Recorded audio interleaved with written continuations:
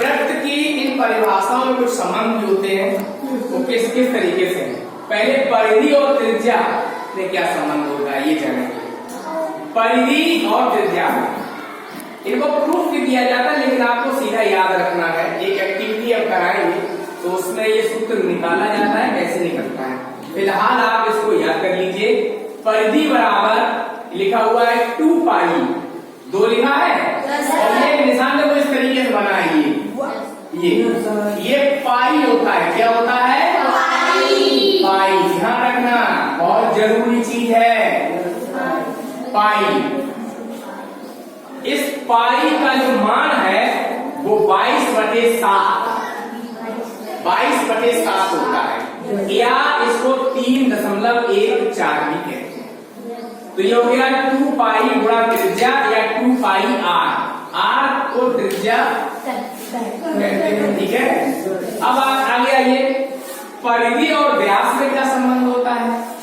तो देखो वही वाला सूत्र है, हमने क्या किया कि परिधि बराबर पाई को अलग कर लिया और उसके बाद 2 के साथ अगर आर लिख दिया जाए, ऐसे लिख दिया जाए। देखिए जैसे लिखा है परिधि लिख दिया, ठीक है। अब आप इसको देखो जरा, ये क्या लिखा है 2 पाई और आर लिखा है। चलिए अब हम यहाँ पे करते हैं कि पाई को अलग कर लेते हैं और 2r को अलग कर लेते हैं।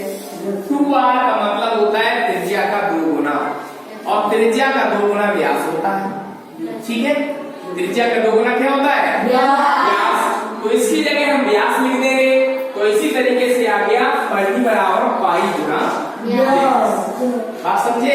तो ये तो हो गया। अब देखो अगर वृत्त को मेरा मन आया हम इसको काट डालेंगे कैंची से, ठीक है। यहाँ से काट दो सीधा सीधा। चलो काटा तो देखो ऐसे कट के हो गया। कहाँ है ये ना, ये पूरा वृत्त था, ये पूरा वृत्त था। इसको आपने क्या कर दिया सीधी रेखा से कैसे काट दिया, 2 टुकड़े हो गए ना। ये चंदा मामा बन गए, देखो चंदा मामा है, कट कट गिरता रह गया, ये बड़ा चंदा मामा हो गया, ठीक। तो देखिए चंदा मामा आपको दिख जाएगा। अब चंदा मामा में एक चीज होती है, सीधा नहीं कटा होता है। चंदा मामा ऐसे कटा होता है, ऐसे। तो ये नहीं आपको काटना, आपको सीधा काटना, याद रखिएगा, ठीक है। तो ये वृत्त खंड कहलाते हैं। क्या कहलाते हैं वृत्त खंड। जो छोटा है वो छोटा वृत्तखंड, जो बड़ा है वो बड़ा वृत्तखंड। छोटे को लघु कहते हैं तो लघु वृत्तखंड, और बड़े वाले को दीर्घ कहते हैं तो दीर्घ वृत्तखंड। तो ये वृत्तखंड हो गए, समझ में आएगा। तो जोड़ दोगे तो पूरा वृत्त बन जाएगा। इसी के अलावा 2 चीजें और होती है। अब आपने ऐसे की बजाय आपका मन किया हम ऐसे नहीं काटेंगे, हम तो वृत्त को ऐसे काटेंगे। ये केंद्र है और केंद्र से हमने ऐसे टुकड़ा कर दिया, ठीक। तो ये क्या होगा, त्रिज्या का खंड काटा गया, त्रिज्याओं द्वारा काटा गया खंड, ये त्रिज्य खंड हो जाएगा। देखिए ये भी एक पूरा वृत्त था। आपने केंद्र से परिधि तक 2 तरफ से कैंची लगा के इसको काट दिया, ये काट दिया, ठीक है। छोटा हो गया, ये बड़ा हो गया, ये देखिए इस तरीके से।